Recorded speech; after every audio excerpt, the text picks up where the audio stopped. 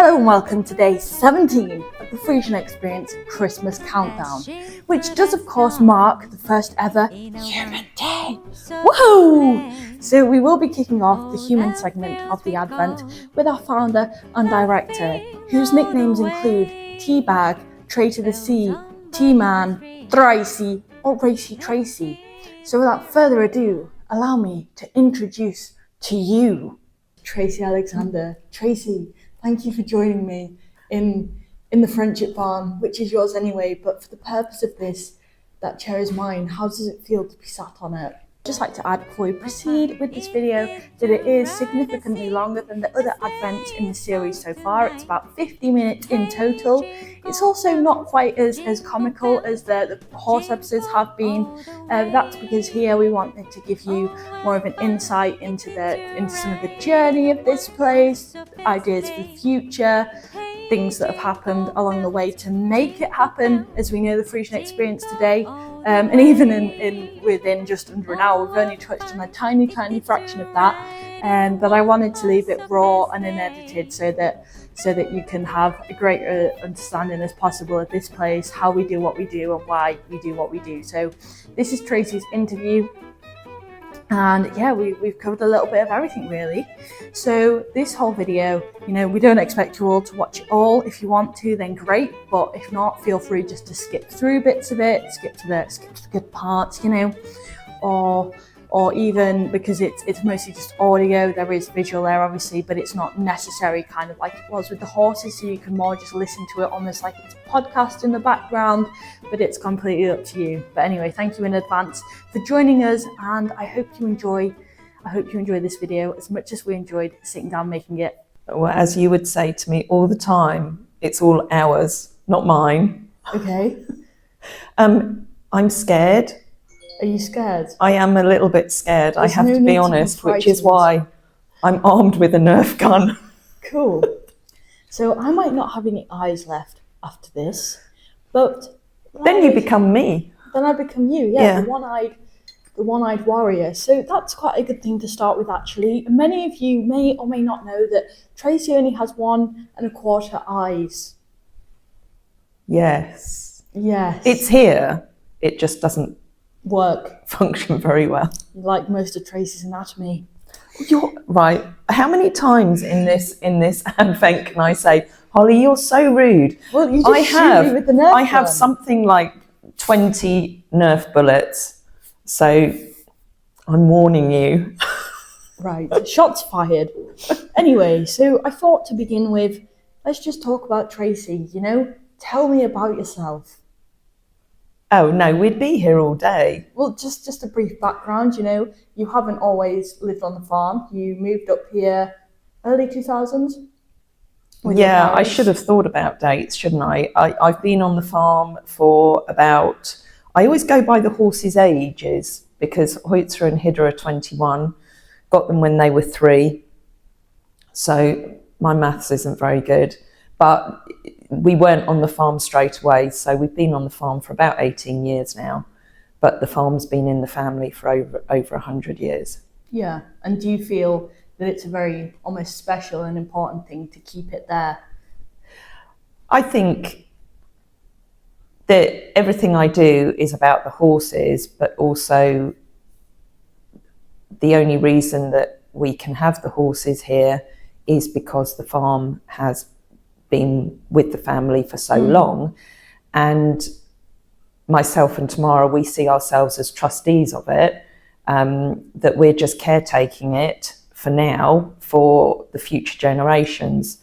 So we're very lucky to be here, and we have to protect it and look for a way for it to bring pleasure not just to us but to everybody that we can welcome onto the farm. Yeah, and I kind of think of this place as a little piece of paradise. So I think a lot of the world out there, it's evolving in quite a scary manner, with the rapid rise of AI and technology, and a lot of the world out there isn't authentic, natural, or even human anymore. And I always see it that this place, it's important that this place always remains almost as untouched as possible, as natural and as authentic as it can be. Absolutely, as natural as and authentic as it Yeah. can be while it's falling apart, and it does need a lot of time and money investing in it. And everyone has said over the years, there's so much we could do here. There's so much potential for this place, not to make it massively commercial, but still keep it at one with nature, like you said, but that escape from reality. And that's why I've always said to people, you come up the driveway, you forget about the outside world, and you just immerse yourself in the nature, in the horses, with everything that this place has to offer. Yeah. Yeah, because I think as well, it's always this place, it's very easy for us, you know. I mean, I've always lived in the lakes. I've grown up here. I grew up in Windermere, and you grew up down south, and you lived in a rural area in the start, didn't you? And then, yeah, I did. You know, I did have quite a rural upbringing, but, you know, I've spent time in cities. I've travelled around the world, you know, looked to see whether there was anywhere else in the world that I wanted to live. And this place has always been home. Yeah. I visited it as a child, and yeah, there's nowhere else that I'd rather be, because I've been lucky enough to travel. Yeah, no, because I was going to say, you know, going back to that thing that you've lived in cities, I think us being here, it's very easy, not that we do take it for granted, but it would be very easy for us to take it for granted that we've just got everything here. We've got the natural prosperity. We've even trees, you know, so many people that live in built up areas, they don't see trees, they don't see sheep. And for us, that's just the norm. And for us, this place is just the norm. And I think we do forget that a lot of people, when they come up this driveway, for them, it's not the norm. It's yeah, it's very easy. You know, we never take it for granted, but it's very easy to forget that this isn't normal for other people. Yeah. And I always think back to the first day that we moved onto the farm, when I stood in the front garden, and it's a view that I share very often with our followers online. And I looked out, and it just struck me that I could see so much of the sky, and I could see the weather coming in, and everything was so open.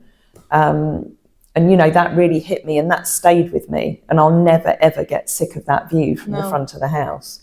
No, neither will I. I know oftentimes I find myself walking around here, and even on a rainy day, you just smile because it's still beautiful. You know, sometimes a little bit challenging as well, because I guess for you, living this is your childhood dream. So you have fulfilled that, but it hasn't been all just plain sailing. It's not like you've just got the horses and la la la and frolicked about into the sunset, you know, skipping across the prairie.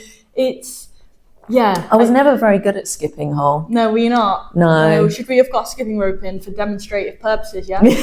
Yeah. I'd like to have seen you doing that in your beautiful outfit. You're putting me to shame with your outfit, because I've still got my dirty boots on and all my horse stuff. Sorry, I digress from your question. I'm good at that. Yeah, you are. What was the question? The question was, so it was more of a prompt, not a question. Oh, sorry. It was more, you know, so you're effectively living your childhood dream. Oh, okay. But it hasn't been without the challenges. And I think we always say we're living the dream, and come and live the dream with us, because we are so lucky to do what we do. But it's not necessarily always plain sailing. Yeah, there's always kind of ups and downs. And I think something... I don't know whether this is appropriate for the Advent, but I'd really like to read something that George sent me, and I don't have a good enough memory to be able to remember it. But George, who is so well read, and I'm not well read, and where you find it. For those of you who don't know who George is, George, he comments on some of our YouTube videos, and you'll see him pop up on Facebook. He is husband to Sandy Kitching, our photographer. So he's just Sandy's trophy husband, you know. But within that, he's always helped and supported us over the years alongside Sandy, and they've always been an integral part of what we do here. And George, like you say, he puts things together beautifully. He does. And those of you that know the Lake District will have heard of Wainwright. And as I say, I'm not a great reader, but George sent me this because he said that it would speak loudly to me, and it really hit me when I read it. And it says, "Let your anticipation run riot. Plan and dream of things far above your grasp. Reach after them in your imagination, even when reality is receding. Think about them always. Plan new achievements and set about achieving them. Failure and disappointment simply don't matter. Go ahead with your dreaming. Let your enthusiasm run away with you. You were made to rise and soar, and come down to earth with a bump, and rise and soar again. If you accomplish nothing else, you'll have kept the rot and the rust away. Let me warn you, it's the practical people who stay rooted to the earth, who make the money, but it's the dreamers who touch the stars." And that really hit me, because probably the last part of it, where it says it's the practical people that make the money, and other people aim for the stars, because everything that I've ever done here has been a dream, and it's not about making money. But the fact of the matter is, we need money to survive and to create that dream. Yeah. And yes, we live the dream. And it would be far too long a video if I started listing all the huge challenges that there are. And also, as we've always said, we don't want people to feel sorry for us in any way.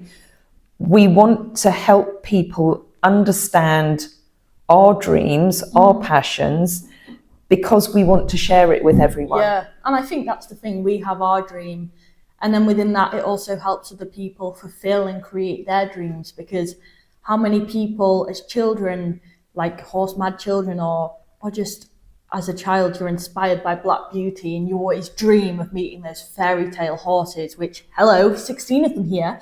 And that's why people come here. That's why we do what we do. And it's the emotions that we've seen in visitors over the years, and the effect that the horses have had on so many people. There's been tears of happiness, the emails. I have countless emails from people, even emailing me years down the line to say that their visit to the farm and to what we do here will forever be the best memory, the best day that they've ever had. And that means so much to all of us, doesn't it? It does. The amount of times that I have visitors or clients here that I take around on the Meet the Horses tours, and I absolutely love it, because you see I'm smiling, they're smiling, the horses are happy, and the horses are making them happy. And it's just such a beautiful thing, because you know that wherever those people have come from, whatever they're experiencing on the outside world, they come here, and for the hour or 2 hours or however long they're here, they are in a completely different realm of reality. And that really is the magic that our horses work. And that's another thing that's very, very unique about this place is the horses. And as we've said, going back to the challenges, a big aspect of that at the moment is financial, which is why we do so much fundraising, and we're so grateful for all the funds that you've helped us raise. So thank you so much for that. But that brings me on to my next point, that the horses here, they're not just Tracey's, they're not just ours, they're yours too, because we wouldn't be able to do what we do without you. And aside from the horses themselves, they're obviously top priority, they're king, but just slightly beneath that is the next best thing, is sharing them and seeing them bring joy and happiness and light to other people, because that is what they do best. And I think as well with our horses, we don't compete them, and a lot of people in the elitist competition world look at us and they probably look at us in like, well, why do you do that then? And which is absolutely fine. And I have utmost respect for everyone in the elite competing world. It's not an easy industry to thrive in, but to me, our horses provide far more value, or as much value as the competition aspect, because they make people smile. I think we've looked, everything this place has evolved so much over the years, and I won't go into the detail of how it all started, but it's always been looking at a way to have the horses but not use them in a commercial way that's to the detriment of their well-being. And because of the type of horses that Friesians are, we've been able to adapt everything. And it was a real worry about whether this would work, to allow them to be, again, used is the wrong word, to do something that brings them pleasure. Now, what brings them the utmost pleasure is human companionship. Yeah. It's their dharma, which is like a spiritual word for purpose. It's why they're here. It's why we're here. Yeah. So a racehorse loves to run, so they go out and they do racing. That's a whole different subject that we won't get into. But Friesians, yes, they're beautiful dressage horses. They're wonderful driving horses, and they've got so many qualities. But above all, they love attention and they love love. Yeah. And people love that interaction with them. So it's a win-win, I think, what we're doing now, because it benefits the horses and it benefits our visitors. And this is why we love having visitors here, because a lot of the time we don't have the time to give the horses all the one-to-one. And in fact, over the last few weeks, especially for me, and with lots going on, plus with it being winter, I've missed that daily interaction with the horses because I've been having to focus on lots of other things. Sorry, I'm digressing. You're supposed to keep me on track. No, that's perfect. No, because that was going to bring me on to the next point, about the horses. And again, this was something else that George Kitchen came up with, which I love, which is here. So in most businesses, you have a business plan and the staff, the team, and in an equine business, the horses, you pull them in to suit the business plan. Whereas here, it's the other way round. That's because I'm no good at writing business plans. The business plan, and it links back into the Alfred Wainwright piece that you read earlier. It's the dreamers. This is the dream. And we're not a business. No. And Tamara said this to me yesterday. We're not a business, we're a community. Yeah, definitely. But I was going to say, the horses, so going back to George saying it, here, the clients are here, and our visitors are here to entertain the horses as opposed to the horses entertaining the visitors. Yeah, and I love everything that. Here is the business just grows and evolves around the horses we have here, around ourselves. Me and Freya have grown up here. Jodie's been here since she was 17. Yeah. She's now 26 or 27 actually. She's going to be 30 in 3 years. Wow. And I think it will continue to evolve Yeah. to suit the horses and to suit our family, Yeah. our community, what is in everybody's interests. Definitely. It's like if you decided that you wanted to go off and travel, which is absolutely fine at any point, or you wanted to work somewhere else for another year, we'd just change and adapt, Or if Freya wants to, anybody wants to. I won't be going off and travelling and working anywhere else. But Oh, you've done that. even though you want me to. No. Oh, Yeah. you love me, really. I don't need the Nerf gun now. No. So yeah, everything here just flows really with what's going on, and I think that kind of brings me on to your management style, I suppose. 'Cause, Oh dear. is that I think you've always had here. It works because we all work very well together, and we all have an understanding, and we're all driven by the same passion. But the way you manage, you don't necessarily manage. You give us the confidence to make our own decisions and trust ourselves, and it's more of an open discussion. And I think it's very rare these days, but also it takes bravery for you to do that, because if you weren't confident in us, or if you didn't have the trust in us, you control absolutely every little aspect of what went on everywhere. Whereas you're at a stage now where you still oversee everything, but you're able to kind of step back here and there and let Jodie, Freya and I do what we need to do and trust us to do it in our own way and make our own decisions. And I think that's something we're all very, very lucky to have here. You're also very flexible as well. You know, you work around, Jodie with her sheep.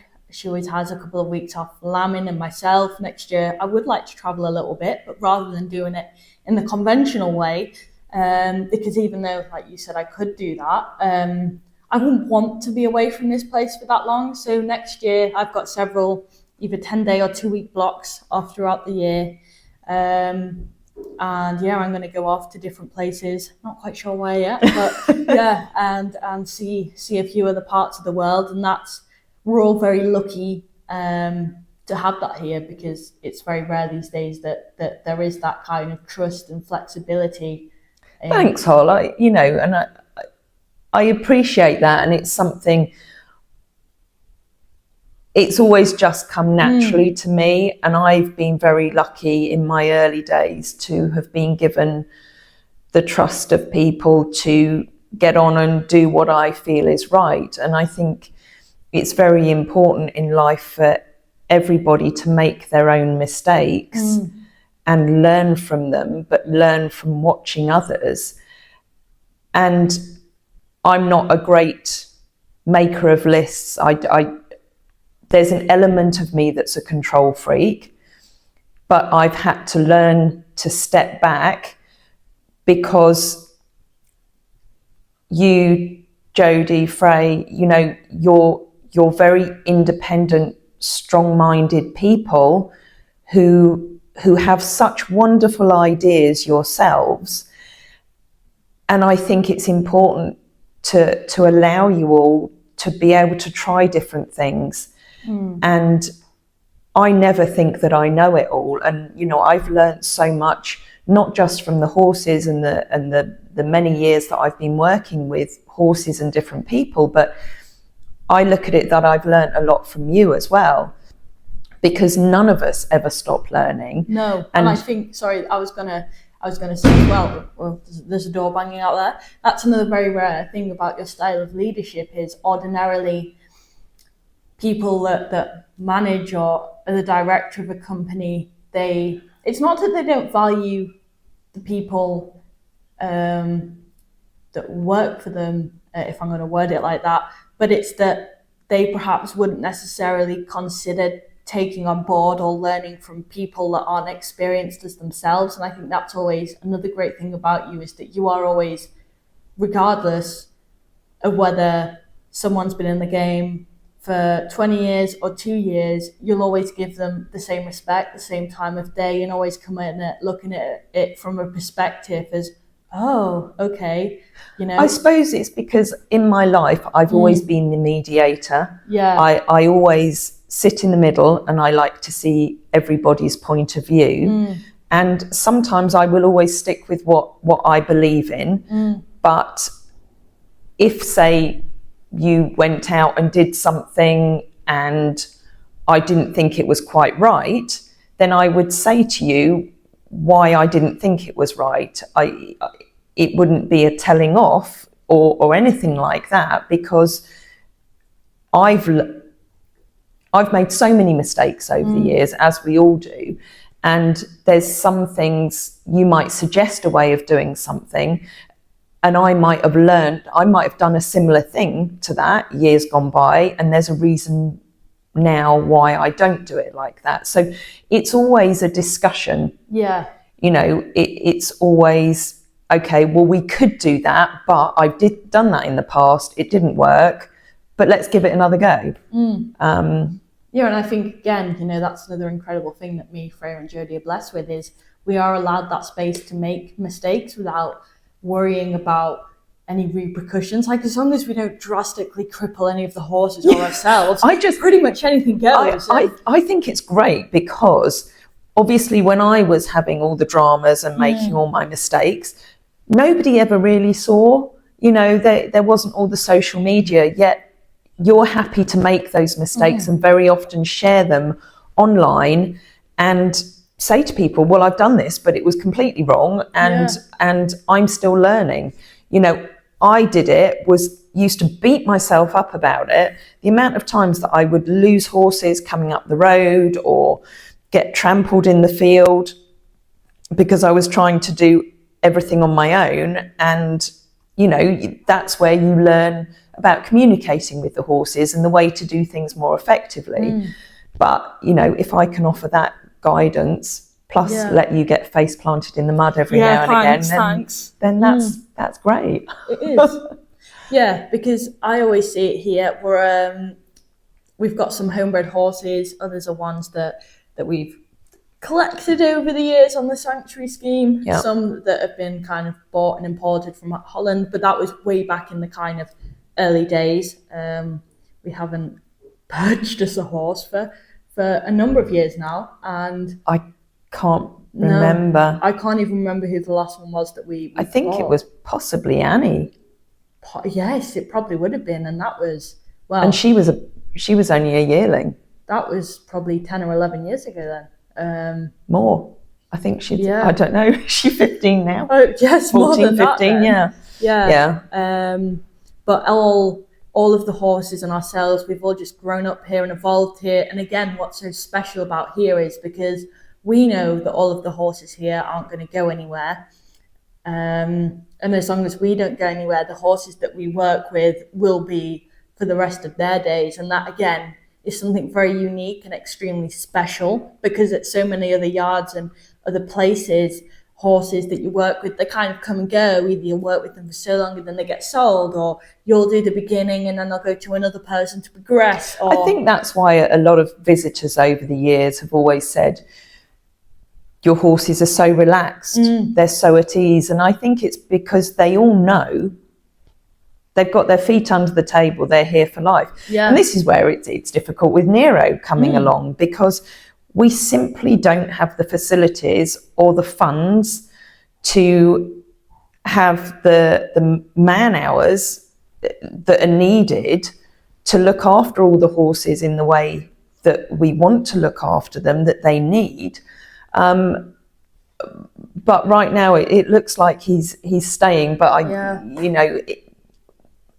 but we want to help more horses. We do. And we want to help more people who've fallen on hard times with their Friesians, and even offer that security to people who want to say, and we've got a couple of people who've done it already, that if something happens to them, that their Friesian is going to be cared for the rest of their days. Now, I want to be able to offer people that security, but without the funding behind us, we can't do that. We've got the knowledge, we've got the farm, we've got this place, but we just need all the facilities to be right so that we can work in a more effective way. Because we could have 20, 40 odd horses here. We could do that, but that then wouldn't work, because we'd only be able to do half a job. Yeah. And we want to give our horses the best of everything. And I think within that, to give them the best possible quality of life, and a big part of that is giving them the one-to-one time, which the more horses you have, then the less one-to-one time there is between them all. Because let's say, so there's three of us, we're all kind of varying. You're here all the time, obviously. I'm here 5 days. Judy's here 4 to 5. Freya's, I think, 4 1 day in the office. So that's 16 horses divided by 3. Yeah, it's a lot. Yeah, even just take this morning for example. An hour and a half for me to do Annie's legs, and Anyway, we could go on about that, but we've got a database of potential foster homes. So, there are situations where it's going to be much better for the horse to be fostered out to the right home, to people that have come here and understand the way that we believe the Friesians should be managed and understood. And if we can offer that to more people, we'd love to be able to do it. And going back to Wainwright, it's that dream. I've always dreamt big, we have to start asking big now. We do. So that we can do what we know so many people agree with and believe in. You know, I doubted it for a while. I didn't know whether other people were going to understand our beliefs and our goal. But so many people do, and we love the community of physical people that come here and online followers that believe in our passion. Absolutely, because that's what it is. It's a big shared thing, and we've met so many incredible people over the years, and I'm a big believer, and I think you are as well, that's what meant to be will be. And it's almost like we've kind of found, and we're still finding, you know, the right people that are going to come along and help us, big or small, in various ways of kind of making this work. But going back to you, and you know, you often say that you're jack of all trades, master of none, which I don't agree with. But you know, I was going to go. I'm not a master of the Nerf gun. You haven't even given me a single reason to shoot you yet. Yeah, I know. But anyway, I was going to go. So your background, I know you worked on racing yards when you were in your teens and early 20s, and that obviously gave you the background for understanding the horses. But I was going to go into you worked at John Lewis in customer service, and you were events manager for part of Kempton Racecourse for a long period of time. And do you think that almost along your journey of coming here and moving onto the farm, that all of that was meant to happen to give you the skills necessary to run this place like you do? Because a big part of what you do in order to make everything work and bring the funds in isn't actually horse related. A lot of it is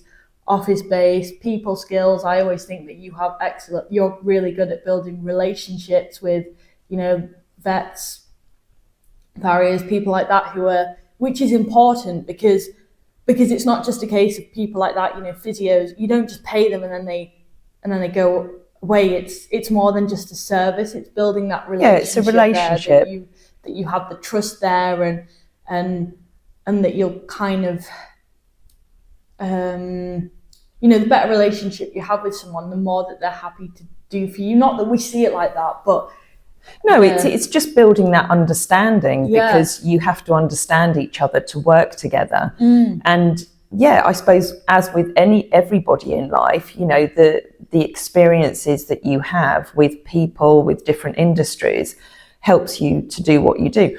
I never dreamed as a child that this is what I would be doing. No. You know, I've always loved black horses, but I never knew that I would even end up on the farm, because you just grew too tall to be a jockey. I did grow too tall to be a jockey, but all of those experiences have shaped what I now can do with this place.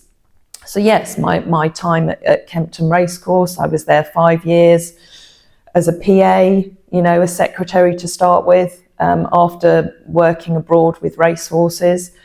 So I learned about, you know, a lot of the admin skills. You know, the internet was quite in the early days. That's because I'm so old now. You know, running events, you know, managing events, working on race days, then going to John Lewis, which was my first sort of real job away from the horse world. And I guess going back to what I said before about always being the mediator and always being able to see both sides of a story, I think working as the customer service manager for an organisation like that, where every phone call you knew was an unhappy customer, you learn a bit of human psychology. So I don't have degrees or diplomas in all sorts of different things. I've just learnt through life. Yeah, and sorry, I think that's a big thing here, is that none of us actually have any formal, palpable paper qualifications. We've all just learned. You just haven't finished your apprenticeship paperwork. If you're watching this, I've died. No. But we've all, like you've said, we've literally learned through life, and a lot of things, it's been things that we've taught ourselves. And I think teaching yourself things, the process is longer and more frustrating, and you cry more along the way. But ultimately, when you've learned something yourself, for yourself, by yourself, because you've made all of those mistakes, I think you A, have a greater understanding, and B, you're then in a better stead to teach it to other people because you've made all of the mistakes. Because to me, in order to learn how to do something, you have to learn how not to do it in every possible way first. Although saying that, there is also a place where guidance is necessary and it is helpful, and I think that's something I'm learning more to accept now a little bit, because I've always been very independent and I always will be, but it's learning that actually it's okay to ask for help here and there. And I think I've always wanted to be able to do everything all by myself all the time since I was a child. I still won't let you drive the tractor. I know, that's and so actually rude. That takes me back to qualifications, because actually one of the only qualifications I have is a national diploma in the management of thoroughbreds for racing. Yeah. And that was a 3-year course I did many years ago. But one of the biggest skills I learned there was how to drive a tractor. And even though our tractor is a death trap, it has been serviced, but it's not a good tractor. Even if you went off to a college to learn how to drive a tractor, I wouldn't let you drive ours. So rude. Yeah, we need a new tractor. Yeah, can someone please give us a new one, then I can learn how to drive it. Yeah, because that would save a lot of time, because, getting bales of haylage in, emptying the muck trailer, harrowing the fields. Yeah. Yeah, that would be a scary thing for you to go out and be doing. I'd be fine. I used to grab some everything the last time I went in there, yeah. Yeah, you did, but I was just worried that, because I know I worry myself, that if you pull the wrong lever or do something wrong, then you end up driving into the barn and the whole 1664 barn falls to pieces. Uh-oh. That would just be a minor issue. Just a minor problem. Yeah. And I think we've already covered this, but on my little cue card here, with all my impressed with your cue card. Points. Yeah. I like your picture of Femma and Vella on the front there as well. You. Yeah, Vella. Many of you won't know Vella. She was our first ever homebred here, actually, and she was born. When she was born, there was a Vella, which is an astral thing occurring in the sky, hence her name. Yeah. And we have her half sisters here, Xiaokia, Yolanda, and Inika. And they are part of the Femma contingent, who were all sent here to test us, challenge us, and grow with us in different ways. But Vella was the most sane out of all of... Oh, no, Vella and Yolanda. Yeah, exactly. All of the others have tried to kill us in different ways, but that's a whole other story for another time. We've covered most of what I wanted to, actually. This is going to be... It's going to have been quite a long one, but I don't think... I'm quite happy with it like that, because those of you that want to know the ins and outs of it will have watched the whole thing, and those of you that just want to kind of dip in and out will have skipped your way through parts, and either is absolutely fine.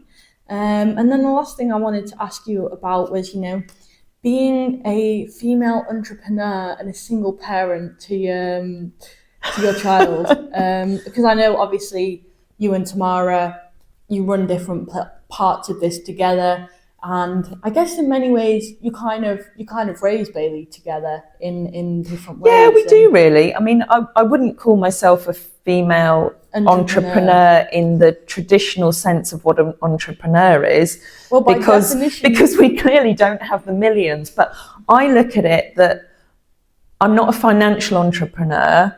I'm a happiness entrepreneur, because I like everyone to be happy. I know you can't have everybody happy all the time. Some people make millions of dollars. Tracey makes millions of smiles. Yeah, well, the horses do.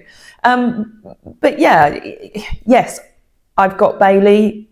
Love him to bits, even though he's not the slightest bit interested in the horses. It's not a problem. No. He's a unique character, just as everybody is here. And we're very lucky that Tamara moved up onto the farm after our father died and my ex walked away the following week. But we won't go into that. And, Tamara and I, she's my older sister. We've got on incredibly well right from childhood, and she brings a different skill set here.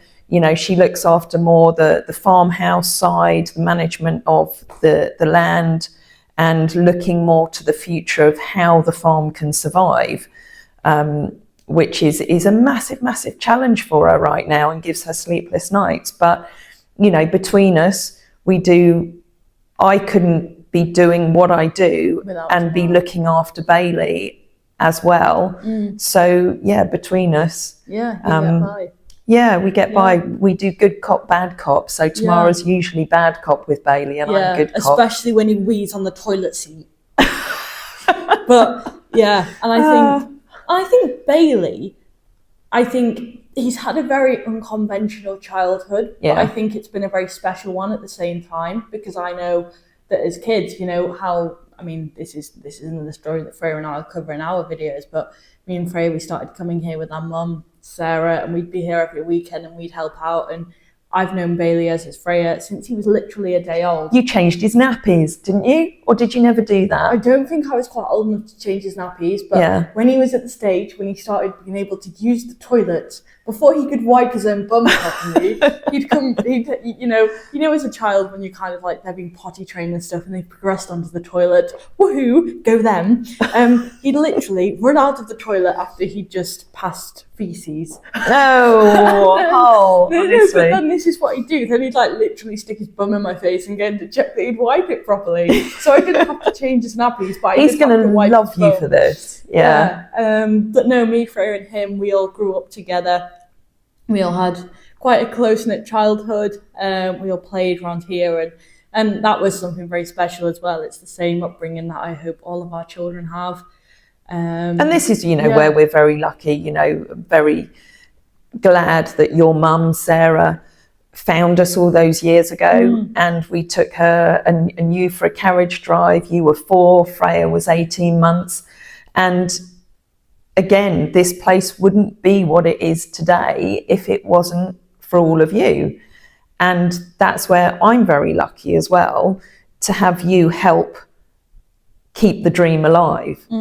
And yeah, you are all the future of this place. Yay.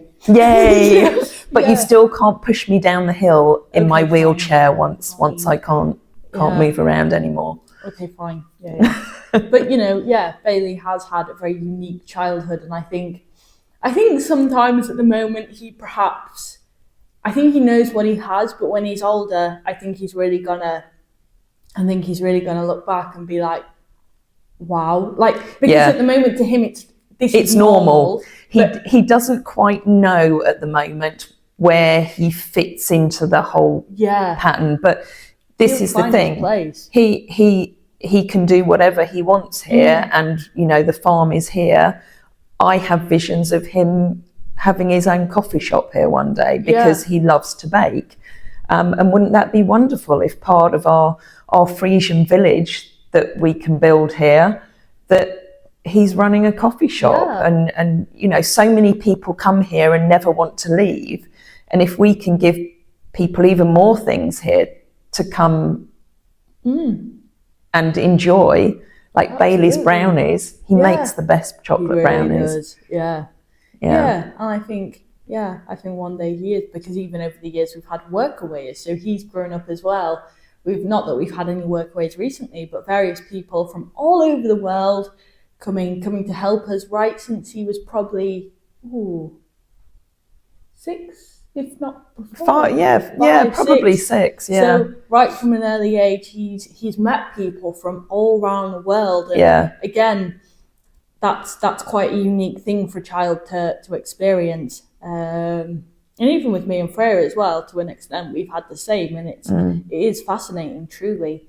But that kind of brings me on to the final point here, which is, of course, the ultimate vision. And like you've said about the coffee shop, I know, for me, the way I see it, that when the facilities come, which they will do, it might be a few years, but they're definitely all going to come here, that's where we can get to the point where we can become like a proper visitor centre. And at the moment, the experiences we provide, they're very unique and very bespoke, and I think we'll always offer those, and those will be at a more kind of exclusive rate. But in the future, when we've got the facilities, that's when we'll be able to make this place accessible to everybody, regardless of whether you've got money, you've got the financial resources there or not. Because I think the way I see it in the future, the way I see it, that anyone that's got the finances there to help us out and contribute will, and then those that can still come in and enjoy it as well. And I think that goes back to, you know,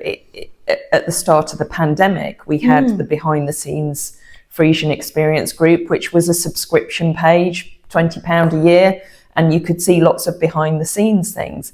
But I took the view that I wanted to open it up to everybody, regardless of whether you could contribute or not, because not everybody is in that position that they can help financially. But even this is where we say a like, a share, a comment, that is as valuable, you know, because it helps get our message out there. Yeah. But as far as the ultimate vision, you know, the dream and the vision will always be changing. But I still have drawings in my office that I made years ago of a great big barn with a horseshoe arrangement of not individual stables, but spaces for a number of horses to be in together, because all of our horses love being in our top barn.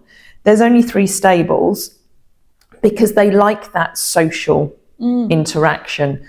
So I have a vision of this horseshoe arrangement of all the horses in there, everything happening in the middle, you know, horses wandering around everywhere, walkways round the farm. Yeah. You know, that we can get wheelchairs and pushchairs round rather than all the wet, boggy, rocky ground.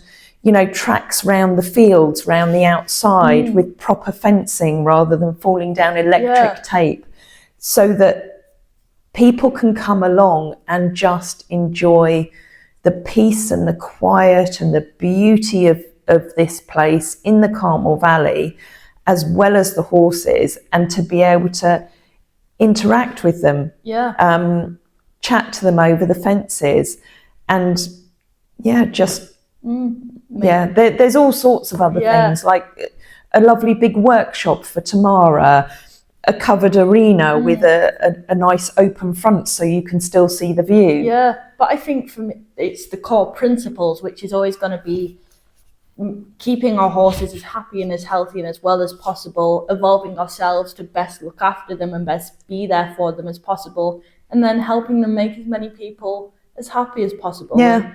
And in whatever way the facilities and the people and all of the ingredients to come together, that will happen one day. And I think, you know, going back to the walkways and disabled access and access for children, I always think this time of year, Christmas, for many it's a very special time of year, a very important time of year, and it's where you meet your family and you kind of you get the people you love gifts, but it's also having the awareness that there's families there that aren't able to do that for whatever reason. And I'd love for this place to be somewhere that even families that can't afford it at Christmas, we'd have kind of open things where people, this could be the one thing that they do that makes their Christmas magic. Even if they don't have the money there, they get to come and see the horses and experience that. And that is what the dream is. And we're getting closer and closer every day. Yeah. And I think, you know, just we've got a campaign that hopefully we're going to start in the new year, which is effectively called Sponsor or Be Sponsored, whereby, you know, everybody who's in a position to give, it makes them feel good. Yes. And then there's people who aren't in a position to have those experiences, but they benefit from them hugely. So we'll come back to that on another video. It's maybe not appropriate for this, but, you know, we're looking that if somebody can sponsor somebody else who's not in a position to come here, then they get to feel good about it. That person gets the benefit of the experience, and we also get the funds to help us manage everything here and keep all the horses. Win. A 3-way win. Yeah. So on a kind of unrelated note, if you're watching this and you'd be interested in maybe in becoming a sponsor, please, you know, contact us in some way, shape or form. There's emails, there's carrier pigeon, but yeah, you know, just reach out. But you know, I think on that note, I think we've covered most things really. I think so. This will be a very long advent, so I apologise because there was always the risk that I would talk too much. No, but I think it's a good thing, because it's important that that every aspect of what we do here is shared and understood by everyone who's involved, and everyone who's watching this is involved, because by watching it, you've involved yourself. So sorry, not sorry. It's very hard to summarise 52 years of life, really. It is, yeah. And yeah, we've touched on a fraction of it. Yeah. Tamara keeps saying that I should write a book, but I haven't got the time to do that. There's horses out there that need attention and cuddling. I'll write a book. And clipping. Yeah. And all sorts of things. Exactly. Speaking of which, we need to get back and do some work, don't we? Probably. Yeah. Yeah. But Hol, thank you very much. No, thank you for joining me in this sacred space that is, of course, the Friesian Friendship Bar. And your advents have been amazing. Absolutely amazing. Your costume, I think I prefer this one to the grubby one, although your Doubtsome video was without a doubt my favourite one. Really? Because I laughed throughout it. This is the most beautiful outfit, although I'm very, very disappointed that you've still not shaved your legs. Yeah, they're very hairy, these. I might have to get the horses' trimmers out on them. I'm going to get the clippers out now, except we need a new set, so they might not go through that hair. It's quite thick. Yeah, unbelievable. But yeah, thank you so much to everyone who's watched this and joined us the whole way. And I hope it's given you more kind of an insight here, because I feel like over the last few years, our following has grown online.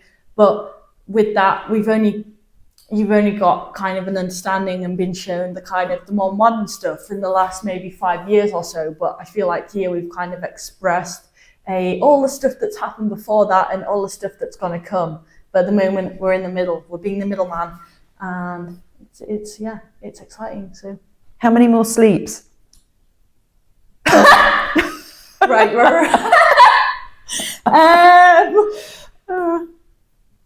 8. Is it? I think so. Yeah, it's next. It's not this Monday, but the following Monday. Is it? Yeah. I best do some Christmas shopping. Same. I haven't bought anyone a single present. No, Oopsie. no, nor have I.